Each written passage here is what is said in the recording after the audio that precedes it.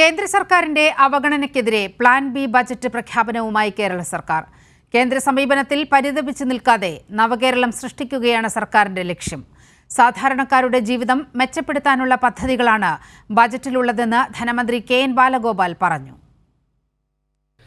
കേന്ദ്ര സർക്കാരിന്റെ ശത്രുതാപരമായ സമീപനം ചരിത്രത്തിലെ ഏറ്റവും വലിയ സാമ്പത്തിക ഉപരോധത്തിലേക്കാണ് കേരളത്തെ തള്ളിവിട്ടിരിക്കുന്നത്.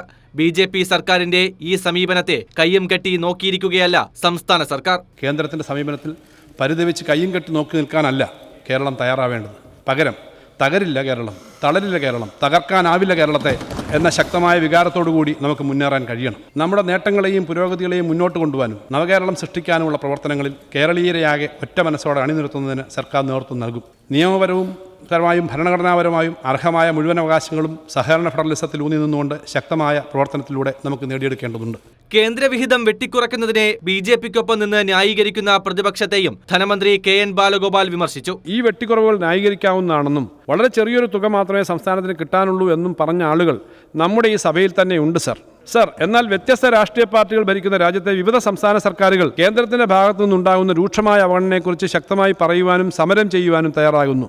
സഹകരണ ഫെഡറലിസത്തിനും അവകാശ സംരക്ഷണത്തിനുമായി ഇന്ത്യയിൽ ഉയർന്നു വന്ന ശബ്ദത്തിന്റെ ആദ്യ തരംഗമാകാൻ കേരളത്തിന് കഴിഞ്ഞു എന്നത് അഭിമാനത്തോടുകൂടി പറയുകയാണ്. നമുക്ക് നമ്മുടെ നാടിന് അർഹമായവ നേടിയെടുക്കാനുള്ള പ്രവർത്തനങ്ങൾ ഒരുമിച്ച് നടത്താൻ കഴിയേണ്ടതുണ്ട്. സാധാരണക്കാരുടെ ജീവിതം മെച്ചപ്പെടുത്താനുള്ള പദ്ധതികളും പ്രഖ്യാപനവുമാണ് ബജറ്റിലെന്നും ധനമന്ത്രി. മലയാളികളുടെ ജീവിതത്തെയും സൗകര്യങ്ങളെയും കൂടുതൽ മെച്ചപ്പെടുത്തി മുന്നോട്ട് കൊണ്ടുപോകാൻ നമുക്ക് ഒരുമിച്ച് സാധിക്കും. അതിനുള്ള ദിശാസൂചകങ്ങളായ പദ്ധതികളും പ്രഖ്യാപനങ്ങളുമാണ് ബജറ്റിൽ ഉൾക്കൊള്ളിച്ചിട്ടുള്ളത്. വരുന്ന തലമുറകൾക്ക് വേണ്ടി കൂടി ഈ നാടിനെ കൂടുതൽ മികവുറ്റതാക്കാൻ നമുക്ക് ഒരുമിച്ച് മുന്നേറാം. മഹാകവി വള്ളത്തോളിൻ്റെ എക്കാലത്തെയും പ്രസക്തമായ വരികൾ ഒന്നുകൂടി നമുക്ക് ഓർമ്മിക്കാം. ഭാരതമെന്ന പേർ കേട്ടാൽ അഭിമാനപൂരിതമാകണം അന്തരംഗം, കേരളമെന്ന് കേട്ടാലോ തിളയ്ക്കണം ചോര നമുക്ക് ഞരമ്പുകളിൽ. കൈരളി ന്യൂസ്, തിരുവനന്തപുരം.